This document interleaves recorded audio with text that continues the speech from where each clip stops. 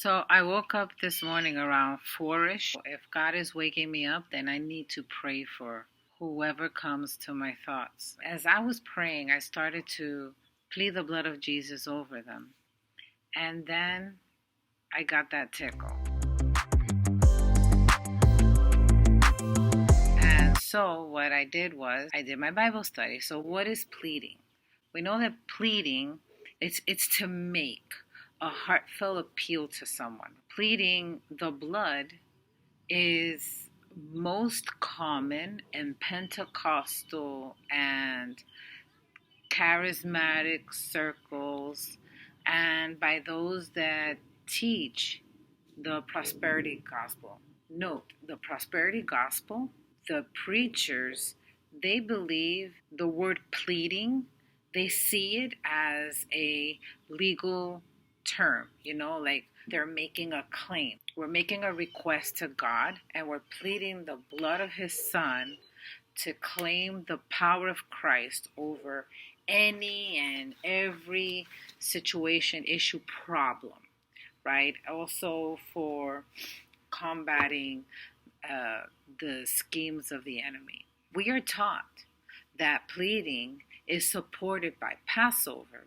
They put the blood of the lamb over their doorposts so that the angel of death would pass over wherever they saw the blood of the lamb, and so they were not attacked by that last plague, which was the death of the firstborn male, I think.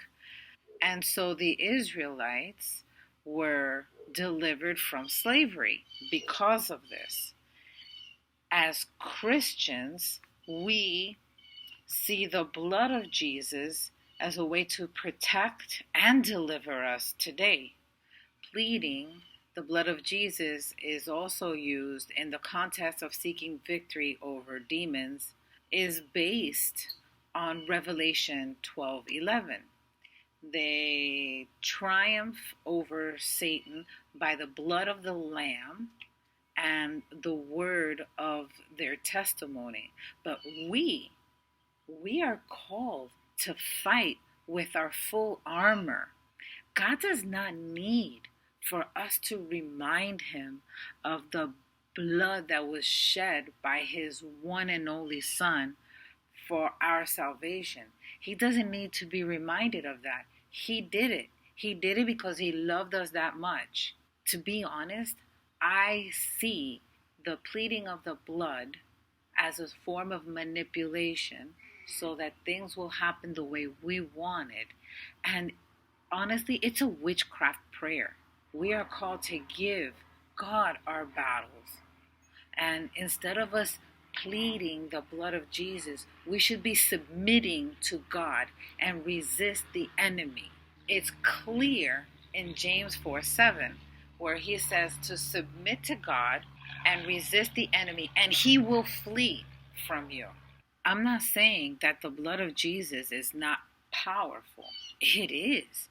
It is so powerful that when Jesus was on the cross, that he shed his blood, he freed us. We are now children of God. We have access to God.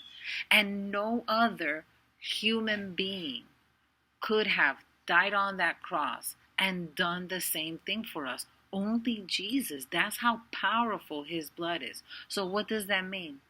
He already conquered. We are already, as born-again Christian, cleansed with his blood.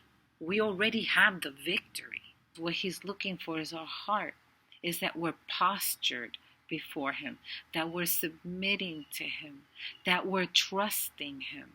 Jesus didn't promise easy, wealthy, all these things that the prosperity preachers teach. He promised that he was going to be with us. He promised a purpose-filled life. Unfortunately, I hate to burst your bubble, but nowhere in the Bible does it say that we are supposed to be pleading the blood of Jesus over our problems, our situations, and during warfare. So it's not biblical.